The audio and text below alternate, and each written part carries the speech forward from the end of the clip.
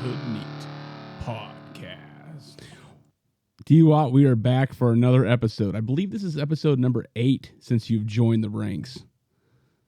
Yeah, it is. That's 8 by my count. So 8 by your count. That means we got this one and another one, and then we're our first ever top 10 on the 10s with you and me. So that's excited. Exciting things are coming down the pipe. You got some fancy new tech sitting in front of your mouth right now. D-Watt's stepping up. Got a actual microphone, not using the gaming headset anymore. Listen, man, you're not supposed to pull back the curtain of the magic. We've already discussed that. It's inside baseball all day long here, buddy. Yeah, that's right. So that's right. It's an accidental mic purchase. So again, I wasn't trying to hoodoo my wife. I had it in my cart. Honest mistake. I forgot it was in there. And then when it showed up with all the other Amazon stuff, I was like, crap, man, she's going to think I was trying to get one over on her. That's just not how we operate. So just keep telling that story to everybody you see, and eventually your wife will hear it enough times to believe it, right? So yeah, but thanks for the microphone, babe. yeah. So I'm just waiting to get a picture of you with that like strapped in front of your gaming chair so you can have the rich undertones while you're gaming too. Don't think I haven't thought of a way to get some kind of arm or boom arm and hook it to the chair. Don't think I haven't. That hadn't come across my mind. It'll be the next. Oh, I forgot that was in the cart, babe. Yeah. So, but what's been going on, man? How's the last couple of weeks been treating you? Man, it's been good. Just kind of the same stuff. Soccer. My oldest is playing golf, and then my middle is dancing. So we've kind of just been in that kind of world right now. My middle, the dancer, and her my wife went to Birmingham, so we had last weekend. So we had to divide and conquer, and that was always interesting. But I'm glad they got to spend just some one-on-one time there. So it was good. The other two, they got to hang out with me and just pick at me all weekend. It's really what I felt like. They just bully me sometimes. So, but no, it was good. Just kind of doing our thing. What about you? Oh man, it's work's been we're wrapping up planting, or planting has wrapped up, so we're got that rolling. Plus we're finishing up herbicide treatment and that kind of stuff. So it's been busy on that front today and yesterday. As long days doing some mapping. But when I'm not doing that, Kanan's in full swing baseball right now. So been loving that. My folks and my older brother came up actually this past weekend for the Big Bear Bash, and we watched him play a little baseball. Nate and I, of course, we had to get out on the motorcycles, right, and do a little riding. So we hit up the dragon and that kind of stuff. So it was good. It was a good weekend. Right back into work. I did not mow my yard last weekend, and now it's raining today, and it's supposed to rain again on Friday and Saturday. And I'm like, should have mowed the yard because it's going to be a bear the next time I get a chance to do it. But it is what it is. You're going to cut it twice. Yeah. No, I'm just gonna leave a trail, man. I'm gonna make a windrow. Yeah, that's good. But anyways, hey guys, we just real quick, we appreciate you listening to us for another episode. If you'd like to support the podcast, the best way to do that is just to let other people know about it. Just to like, share, subscribe, leave a comment, leave a review. 5 stars is the appropriate review, but if you want to do something else, that's fine. But if you got any questions, comments, concerns, disagreements, or bourbon selections, just reach out at manhood.neat@gmail.com, manhood.neat@gmail.com. And if you got a certain person you want to send that question to, just put them in the title, and we'll make sure the correct individual gets that and responds back to you. So yeah, we appreciate it. And D-Watt, we went back to the carnival this week for the selection. Yep. And I pulled out Stranahan's single barrel. Apparently it's called the Hulk, and it is. It's 115.4 proof. So what is that for the Iowanians out there? That's going to be 57.7 for our friends in Iowa, and the probably one person that we tolerate in Knoxville, and they know who they are. That's right. Yeah, they're our one listener. Yeah. So yeah, this is Stranahan's. It's Stranahan's is an American single malt. They're kind of in the vein of Jack Daniel's, where they call themselves Tennessee whiskey. Stranahan's is in Colorado, and so they like to call it Colorado whiskey. Indeed. But marketing aside, it is an American single malt.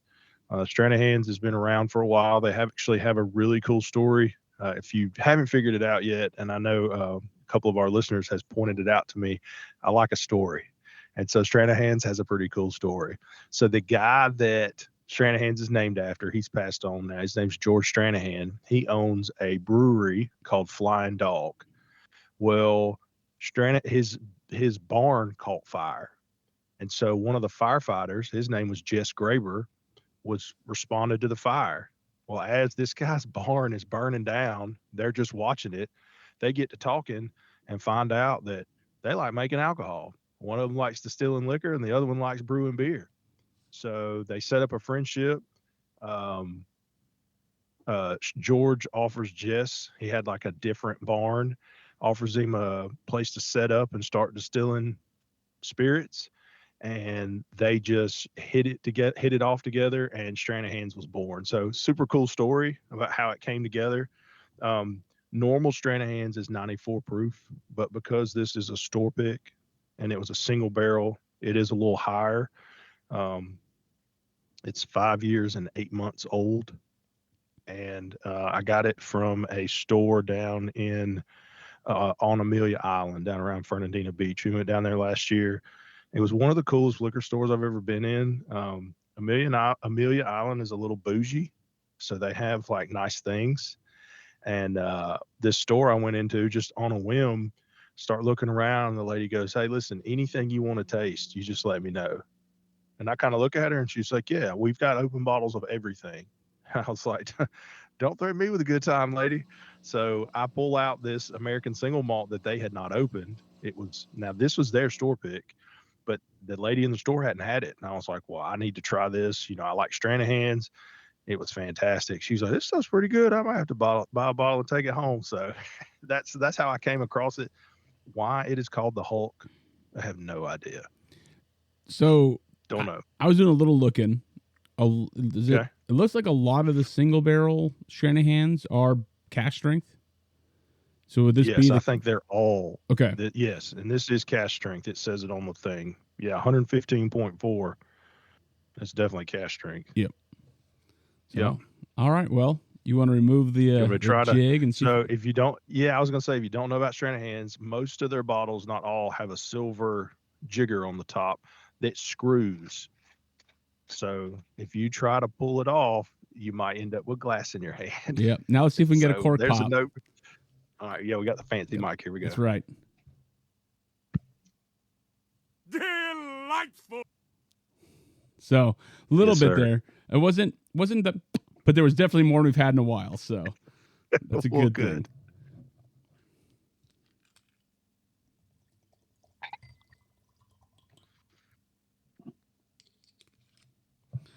All right, to the nose we go.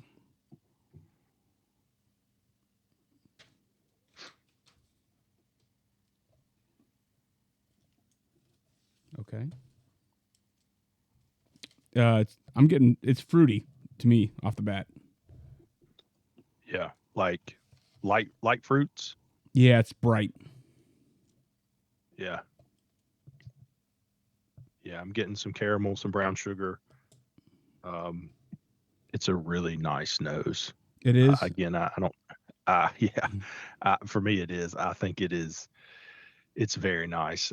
It's very fruit forward.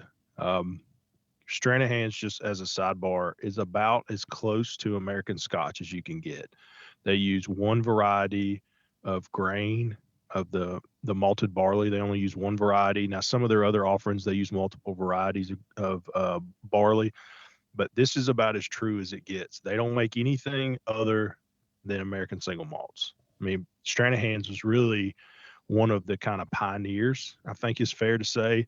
You look at somebody like Balcones, they make some other stuff. They make bourbon, they make rye. Stranahan's does not make anything but this. No bourbon, no rye, no nothing but this. So this is about it, like I said, traditionally, because that's what the folks over in Scotland make. So, but I say all that, it's the nose is really that's what made me think about it. It's very fruity. Yeah, It's very sweet. I'm I getting get like pear. some honey. Yeah, well, I get Honey Crisp apples. Okay, So I can see that's that. that kind of yeah. Yep. Do you get power suggestion here? Do you get any cherry cola? A little cherry Coca-Cola in there.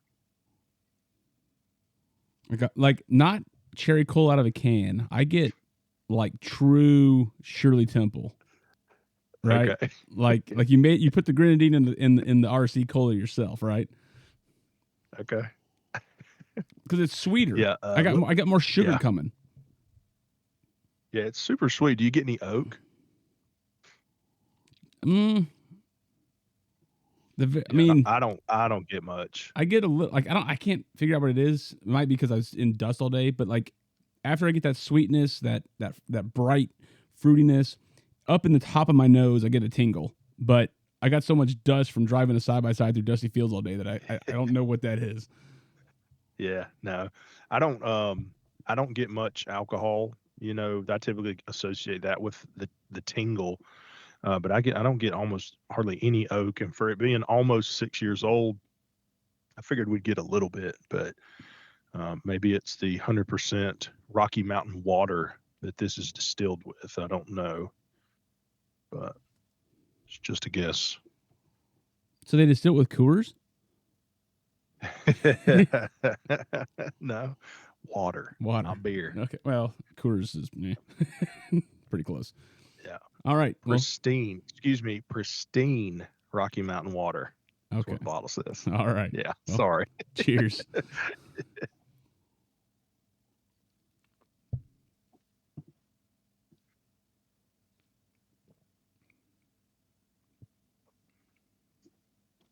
Man, talk to me, Chief. I got to take another sip. You go ahead and start talking. Okay.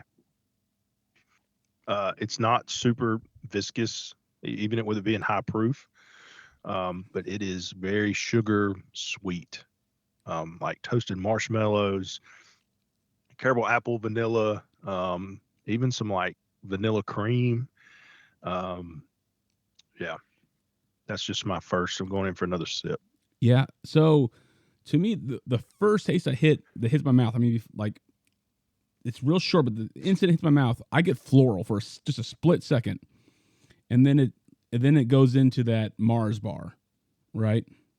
But for just like right when it hit the splash of the tongue, I get that brightness. I get some floral, some rose water, almost sweet, and it's a little florally, and then it kind of mellows into that Mars bar, the caramel, the chocolate. Yeah, yeah, I definitely get the chocolate. Um, it's a dark chocolate for me, but I definitely right behind that I get some oak that wasn't on the nose, and it's not too much. I don't like an oak bomb.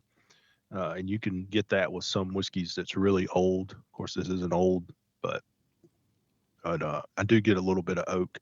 It's dried my palate out just a little bit, but it's nothing that I can't or wouldn't deal with. Yeah, Because it dries out.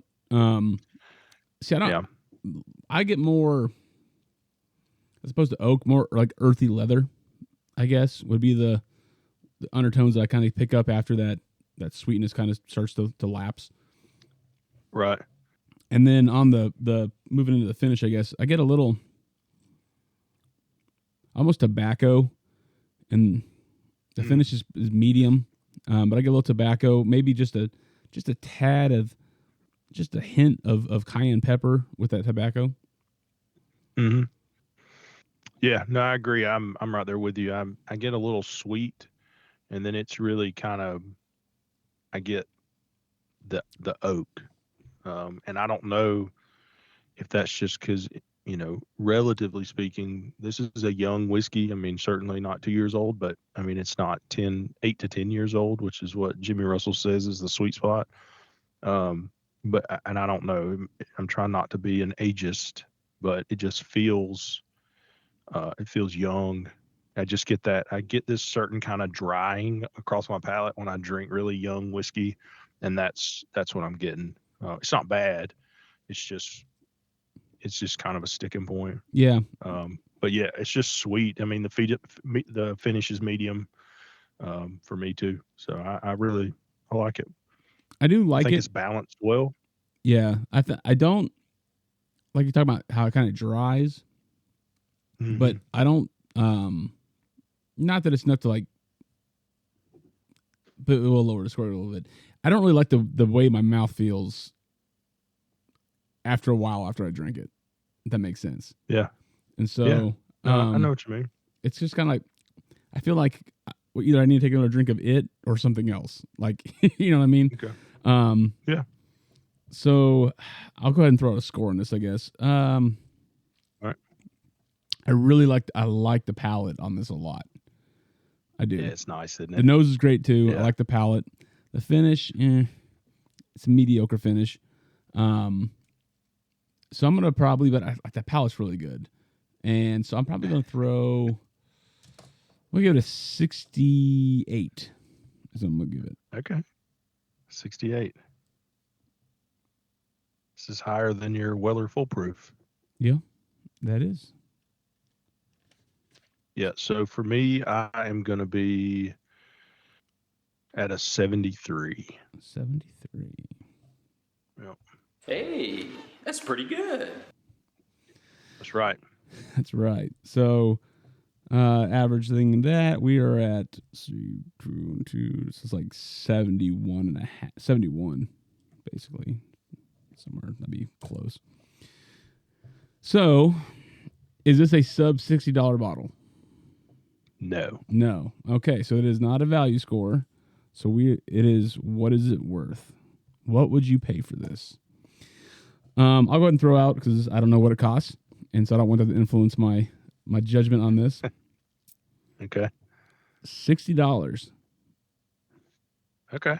Is kind of where I'd be. That's fair. I paid 75 for it. Okay, so what do you think it's worth? I think it's right where it needs to be. 75. Yeah, I don't. It's somewhere between 60 and 75. It's not $100 whiskey. No, I think, in fact, I'd never seen a Stranahan's single barrel, so I got really excited because regular Stranahan's is good. I mean, it's nothing to shake a stick at, you know. And so I thought for sure, man. I was like, man, it's gonna cost me $100. I was just aggravated. And then she was like, honey, that's 70. $70, 75, whatever it was I paid for it. I was pretty excited about it. So, because I've just never seen one around, you know. So I think it's priced exactly where it needs to be. It's definitely different because of the American single malt. So, but it drinks easy for 115 proof. Not one time did I just get punched in the throat by proof. So I like it. It's good. Yeah. I mean, would I purchase again? Yeah. There's your follow-up question for me. Yes, I would buy this again. For the same price? Yes, I wouldn't pay any more. I'd love to pay less, actually. When did you buy this? I bought this last summer. So about halfway through, you can see. Yep. Halfway through. So, yeah, I've kind of been easy on it because I don't know when we're going to go back to Amelia Island. And even if we did go back, it may not even be there. So, and you got to add 15% to the price because that's inflation, buddy. Yeah, yeah, I know it. Thanks, Joe. Let's go, Brandon. We did it. Yeah. All right, it's in a political podcast. But as long as we're equally hateful on both sides, we're okay, right? Yeah. Oh, yeah. And listen, the right has plenty to hate as well. So. Yeah. Yeah.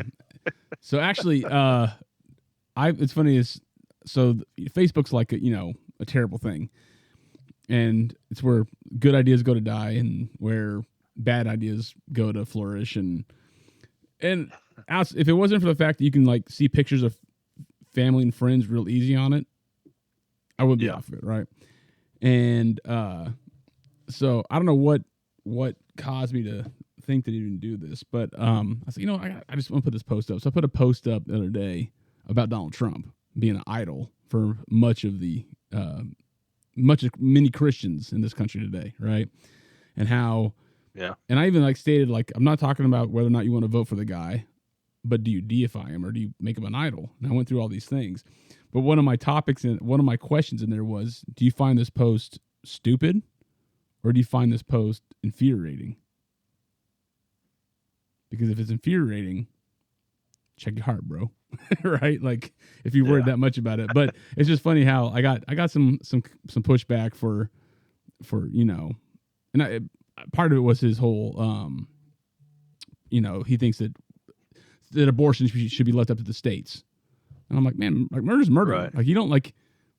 Well, why don't we leave murder up to the states? Why don't we leave slavery up to the states? Why don't we, all these things like no, when there's a moral correctness, you don't wear. Anyways, sidetracking, but it's just funny that. So I do push back on the right too, or on the Republicans. Yeah. So. Yep. But anyways, what are we talking about tonight? Fasting. Yeah. How's that feel? How's that feel on your soul? When I say the word fasting, does it give you hippie vibes? Where you No, I think is it less hippie vibes than meditation? Oh yeah, by far. Yeah, by far. I think fasting is something that we do not I guess like meditation would be underused in the Western church because of the hippie vibes. Okay. And I think that in Western church we see fasting as something that's for people who are like more like it's a good thing, but it's for those who are really spiritual, right? Like, I mean, like those tier 1 Christians. Yeah, that's right. Those, the high end operators. So, yeah. So no, I don't get hippie vibes from it. I think it's something that we don't do enough. I know I don't. Like you can tell by looking at me, but but I do think that it's something that because the Bible doesn't say if you fast, it says when you fast, right? So it's expected, which you might already have in there, and I'm just robbing your stuff. But no, but yeah, so I think and I agree. It is. It's not something that is really championed a whole lot. It's I kind of put it in the same arena as meditation. It's just one of those things that's undervalued, and it just doesn't get talked about. And we know that. I mean, there's a lot of significance to it. We know that there's outside the Bible, there's historical significance to it. We know that Christians aren't the only ones to fast. We know that Egyptians and Greeks and Romans did it, and they did it for health reasons, but they did it for some of their rituals as well. And then when you go into the Bible, we know that fasting was mentioned quite a bit in the Old Testament, and that it was traditionally associated with mourning and repentance and seeking God's guidance. And then, of course, in the New Testament, right, Jesus talked a lot about fasting, and he himself, fasted for 40 days. And fasting, I guess, kind of looks different for everybody, but just kind of the general definition, I put in there was to abstain from eating and sometimes drinking, because, everybody's fast might be a little different. So it's a thing. And I think, we have to figure out, like, what does it look like and what's the point of it?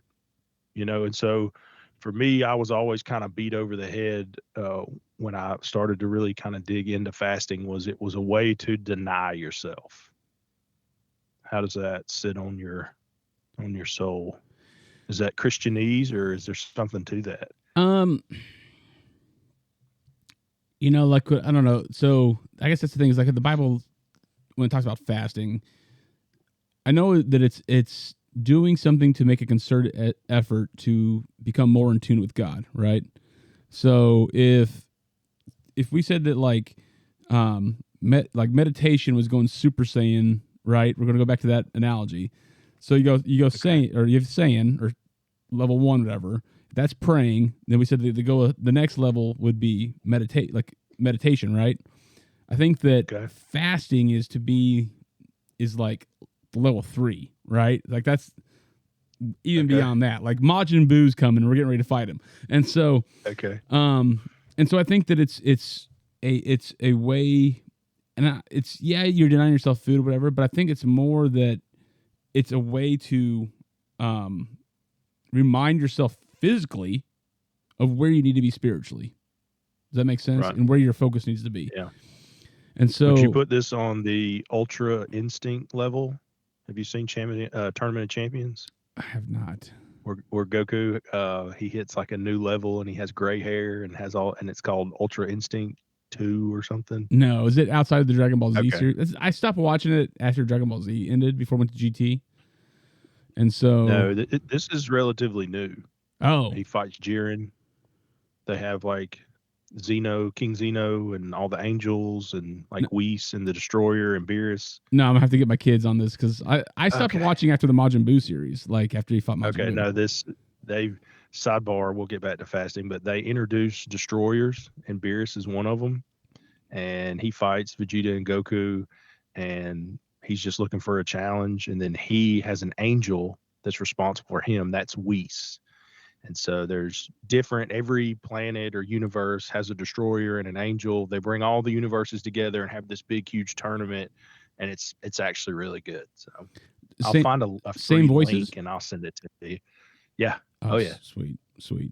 Yeah. So Yeah. Okay. So yes, sidebar. Back to fasting. No, back I to fasting. agree. I mean, I agree. I think it does kind of gives you I think it's a barometer for some self-discipline and some self-control. Um, so I'm tracking on that. I think that it's a way for us to deepen our intimacy with God, and I think by that, and it may feel like we're talking in circles. I don't know, but again, it's a way for you to kind of remove yourself from yourself, I guess, without sounding like a total moron, uh, and really just seek God in your struggle, and it may be just like, I'm really hungry or I really want something to drink, but you've made this commitment to fast for however long, and it's a way for you to turn to the Lord and seek his strength in the little things, because when you have that habit, then it becomes easy to turn to him in the big things, I think. Yeah, I can see that. I mean, it is true. Like the more we lean on God, the more He proves Himself. Not that He needs to, but He just always does because He's God, right?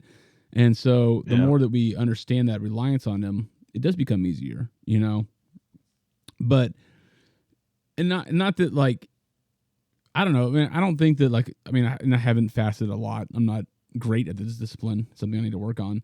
But the times that I have, it's not like I've been like the hunger pains have never been my issue, right? Like they're nothing compared to what I was seeking after the Lord for. Right. And so, but I just in that, but finding contentment in talking to God through, like you know how it is when you fast, or even if you just miss a meal, you get really hungry for that hour that your body's used to eating. Like so if you're used to eating at noon, that noon to 1 o'clock, if you skip that meal, like you're starving. 2:30 rolls Yep. around, you're good to go, right? Like you're just That's whatever. right. And so, like, yeah, I might be kind of hungry, but I'm like I got a purpose. I'm seeking after God, and like that's more important. And you understand that. I think that when it does teach you like to as you get into true like hardship, that you're like, yeah, like this kind of sucks, but I'm just gonna put that over here, and my focus is here on God, and I'm good. Like I'm good.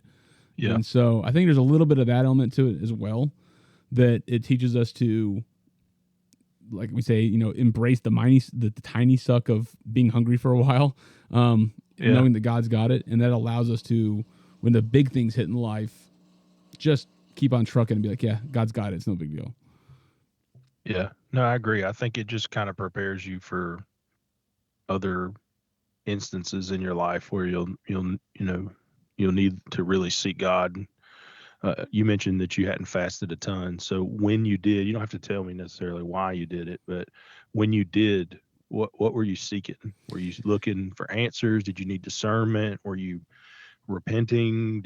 Were you maybe you lost somebody? Were you mourning? Like, what was your purpose in the times that you have fasted?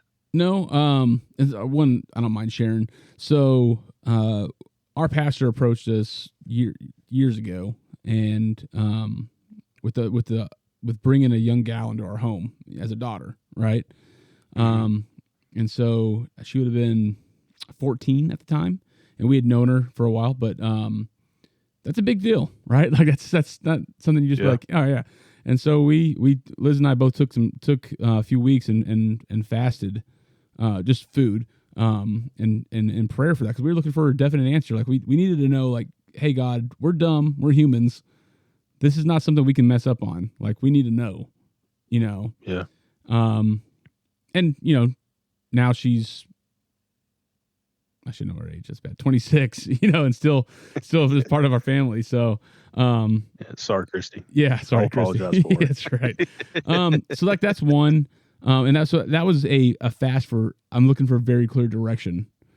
And I've had other So fasting that was for discernment, discernment. Yeah. right? Yep. Yeah. Okay. And I've had other times fasting where it was like when Liz was having her going through going to have her open heart surgery, you know, during the time, like the day of and the day after, you know, I won't even call it an intentional fast to start with, because it just started off just because I was so you know, like inside myself that I just didn't eat.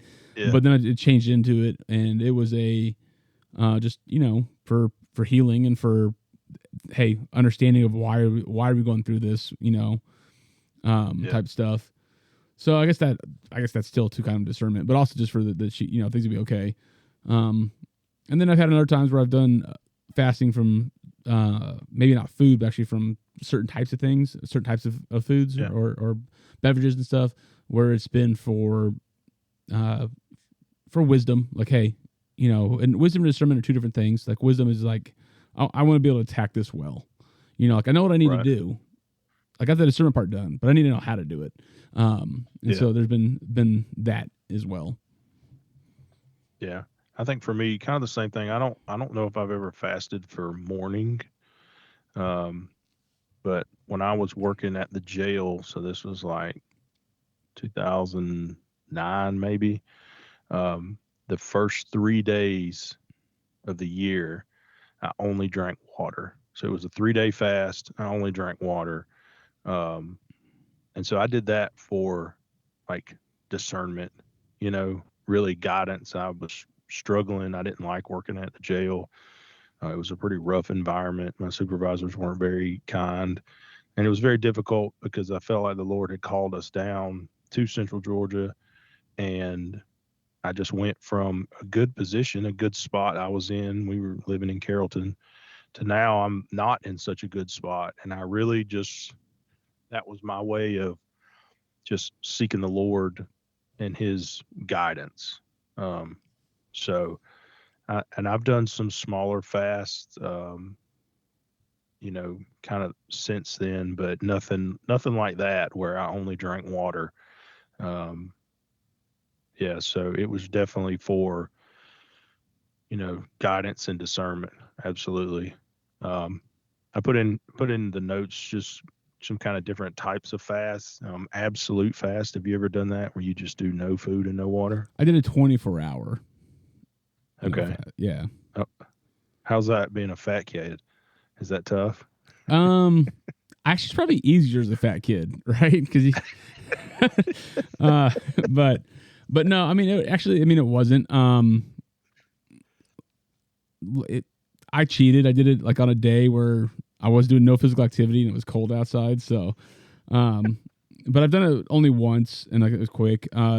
More of my fasting has been the next one you go down. It's called normal fasting, which is, and I was water only, you know. So, and I actually did a fast one time.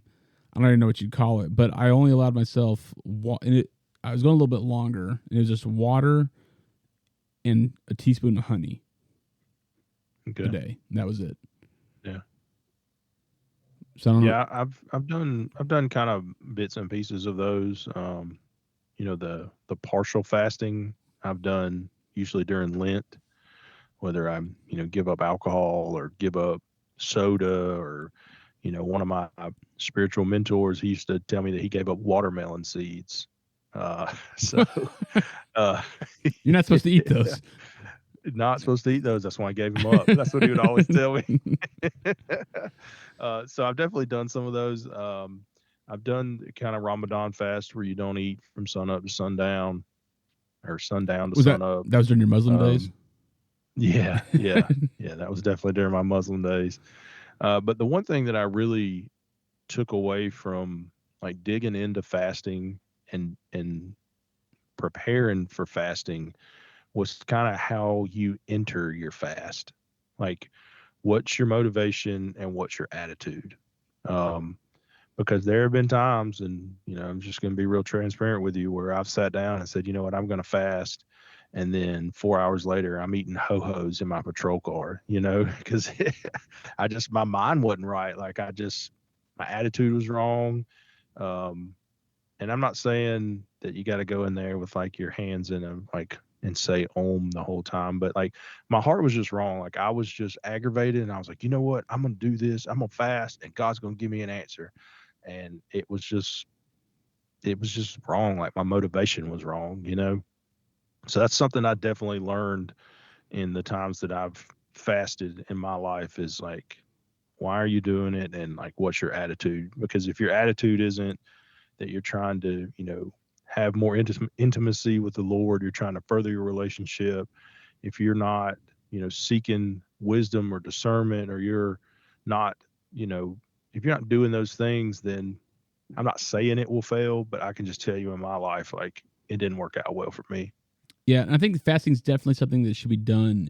Well, I mean, the Bible even says so. So it's not me thinking this. God says it like in private, right? And so that's Yeah. or like with you and your spouse, or you could even have you in a small group of Christian believers, that you're doing it with.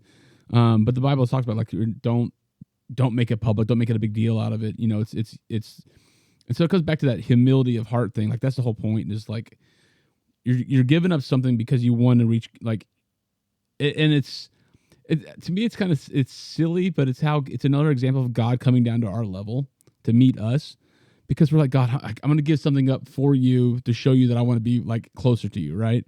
And you're like, so I'm going to give up food, or I'm going to give up technology, or whatever you're going to fast from, right? But food is traditional, and it's like I'm going to do this. I'm giving it up for you, God, and like I don't know. It seems like so when you know how big God is, like silly. Yet God responds to it because He wants to have a relationship with us. So He comes down to our level and appreciates the small sacrifice we're making, for lack of a better word. Now doesn't mean that God bows to our timeline or bows to our whatever. But if we go with humility of heart to truly encounter God through it, He does respond.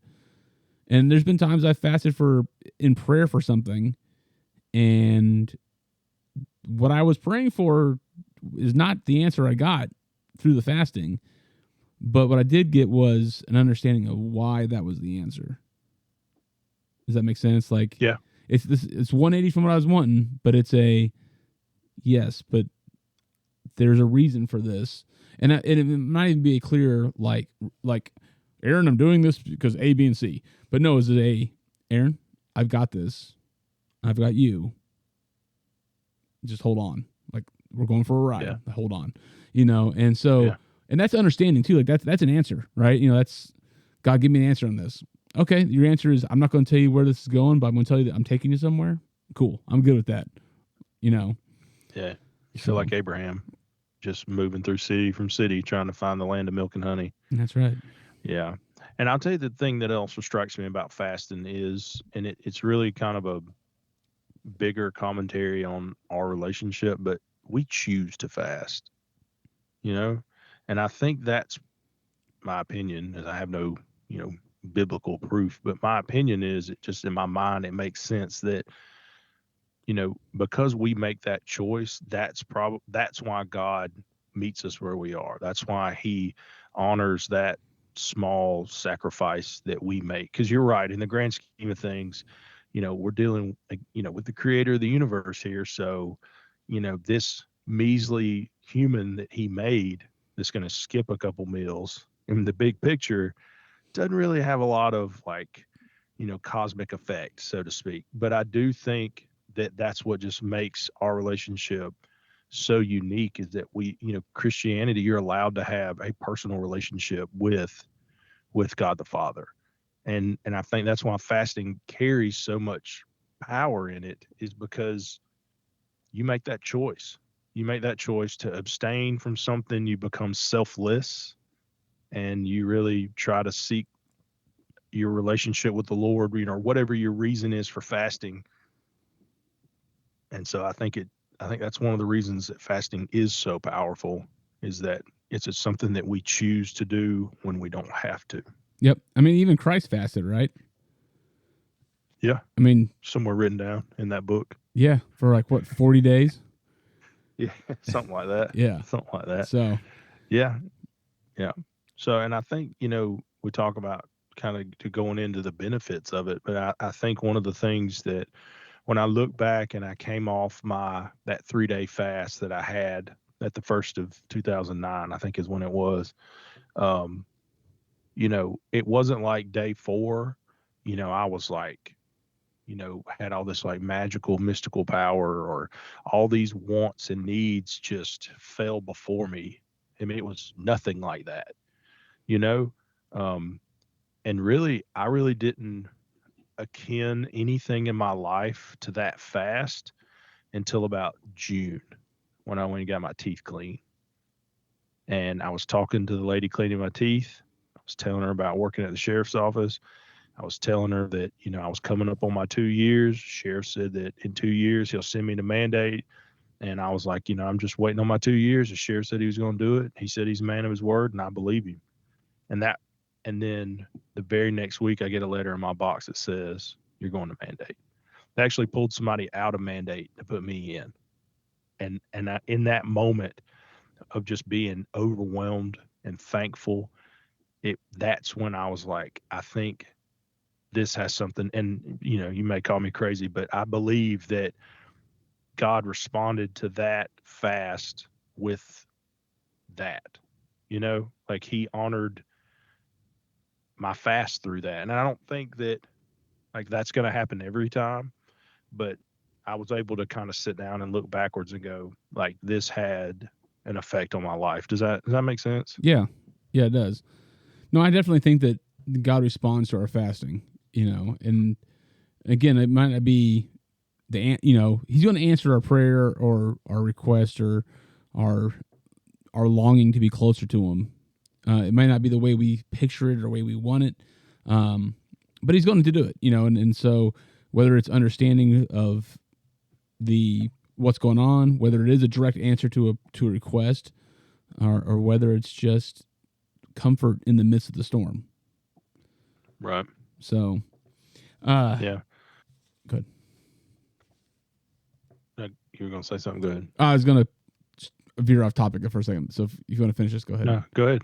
No, I was going to say, so I was actually looking up. So I have this thing that a lot of stuff we see in the Bible that has spiritual beneficial properties, for lack of a better word, like fasting, whatever. Also, like things that God implemented, right? That God mandated, also have just here on earth benefits, right? And so, for instance, like if you go back to Jewish law in their cleanliness of food and hands and body and that kind of stuff, well, just kept them like outside of being to meet the requirements of the law, it kept them alive because there wasn't soap yet, right? So, like if you didn't do all this stuff, everything was full of bacteria. Right. But I was just looking at, so I was like, oh, I wonder what, like, I'm sure God has like things built into fasting. And so I just looked up studies on periodical fasting, right? This is like every 3 to 4 months doing the fast. So it actually, it greatly reduces your chance of getting diabetes. Okay. This is all off of the Harvard Health thing. There's chronic inflammation is linked to conditions like heart disease and cancer. Intermediate fasting has been shown to decrease C-reactive protein, a marker of inflammation. So it lowers inflammation. It lowers your cholesterol and therefore improves your heart health. Obviously, it helps with weight loss. It also keeps your metabolism up. It improves brain function because it promotes neuroplasticity. I should probably fast more so I can say that word. By increase brain function. Yeah, by reducing oxidative stress. It actually, so even at older ages, if we fast, the body triggers the release of growth hormones again, which plays a huge role in cell repair and metabolism. And And then also this is the newest one they're doing a big study on, is periodical fast, or so like 3-day fasting greatly reduces cancer chances, because cancer cells can only eat off of sugars. And so when you fast, the first thing to die is cancerous cells. Yeah.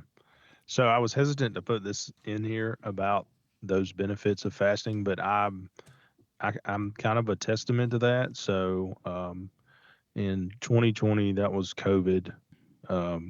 Ashley brought home this book called Feast Don't Fast, or Fast no, don't that's not feast. it. It's called yes. No, no, no, no. Oh no. Oh no, it's called Delay Don't Deny, Okay. and it was written by a teacher. And she was like, "Hey, I'm going to do this intermittent fasting thing. I want you to do it with me." And I was like, "I'm not doing that." I weighed about 330 pounds at the time. My knees hurt, my back hurt. I was not yet 40, and I was just kind of like in denial about like how I looked and how I felt. Um, my knees hurt. My mom has rheumatoid arthritis, and so I kind of thought, well, that's hereditary. This is my cross to bear. Like Thanks, my dad Mom. had to have his knees. Yeah. Yeah, my dad had to have his knees replaced when he was in his 30s, and I thought, well, this is just going to be my lot in life. So read the book and just started just giving it a shot. I don't know how much you know about fasting, but they talk about like operating in windows. So you open your window and that's when you eat, and then you close your window and then you don't eat again. And you can only have coffee, black coffee, unsweet tea, or water. And so I gave this thing a shot and was just miserable. Like I didn't realize how unhealthy I was. Especially when I was working night shift, I could sit down and eat a whole pack of Oreos and not think twice about it. I mean, I like to eat, and so I slowly started to dial back, but it wasn't easy. In fact, I embarrassed myself one day. We were working day shift and I was doing an 18-hour fast. So I would have a 6-hour eating window, which meant I usually ate lunch with the guys that I worked with. That would give me enough time to come home, eat supper with the girls and with Ashley, and then close my window. Well, I had not eaten dinner the night before and I was really hungry. And so we go over to Larry's Giant Subs, and there's like 10 people at the table, a bunch of cops sitting there. And I'm looking at my phone. It's time for me to close my window. I pick up my sandwich to eat it, and drool falls out of the side of my mouth in front of this entire table of cops. And they were like, "Dadgum, big boy, it ain't going nowhere," and I embarrassed myself, So in about an 8-month period, I lost 70 pounds. I went from 330 pounds all the way down to 267. So I don't weigh 267 now. I've put some back on, but it was an unbelievable change for me. It was such a wonderful change. And I just didn't realize how, I don't want to say sick because I wasn't sick, but how unhealthy I was, like, I mean, there was a video of me like eating brisket that I'd sent to a friend of mine, and I looked pregnant. Like I looked like a pregnant lady. I looked like a lowercase b standing sideways. Like I just had this big old huge stomach. And so again, I was hesitant to bring that up because it doesn't have a ton to do with, the biblical side of fasting, but just as a personal experience for me, it was a life changer for me. It was a game changer. I still fast to this day. I eat one meal a day. And, I weigh like 295. I mean, I put some weight back on, but I'm not 300 pounds and I don't feel terrible. So, Yeah. Well, and I don't think it's bad to, because when I was looking at the stuff, it's talking about just, like quarterly fasting for 3 to 5 days, right? yeah. Which is different because I do I actually have alarms on my phone to go off when I can eat, when I can't, right? Yeah. Kind of the same idea. But I was talking about that just as far as, I just think it's cool that like how God, because he did create us physically, not just spiritually, like he values both sides, right? I mean, our spiritual lives forever, but we have a physical thing that is the temple. But how he, so much of the stuff he does throughout the Bible and still today, the disciplines he has us to perform are beneficial body, soul, and mind. Right. So let's bring it back to hippy dippy words, right? So, but it really is like, I mean, it's body, soul, and mind. And we're supposed to take care of all three. And, God makes it easy because he has certain things cross over. And I used to be, I guess, less, I grew up, I didn't grow up Baptist, but I was Baptist all through high school and stuff. And so we were very, like the spiritual stuff. Yeah, Jesus saves you and this, but let's just deal with the here and now, the physical, right? If they're not real, but the mind is the place where the crossover happens. And so there's a lot of things that come into play with that. And it's true. Like there is, when you fast, there's physical things that happen to your body. And so I do think that, when your body gets into ketosis, there's certain enzymes that are released into the mind that increase brain function. And that's, if your brain's working better and that's your tether to the spiritual realm, does it make sense to me that there's going to be a benefit to that, right? And then God can utilize that. So again, not to get too hippy dippy into it, but like our spirit, our mind, and our body are not three independently acting portions of ourselves. Like they all coincide and interact. And so there's something to that more than I understand and more that really probably than we need to worry about discussing. But there is an element to it. Yeah, absolutely. I agree. I mean, I think that, the benefits are just, they really outweigh anything that, you try to say negatively about it. I think that it gives you a heightened spiritual awareness. I think it makes you more sensitive to the spirit. I think that because when you fast, you're trying to replace whatever it is you're missing or whatever you've lost with God. That, I mean, you spend a lot of time in prayer. Let me say that, man.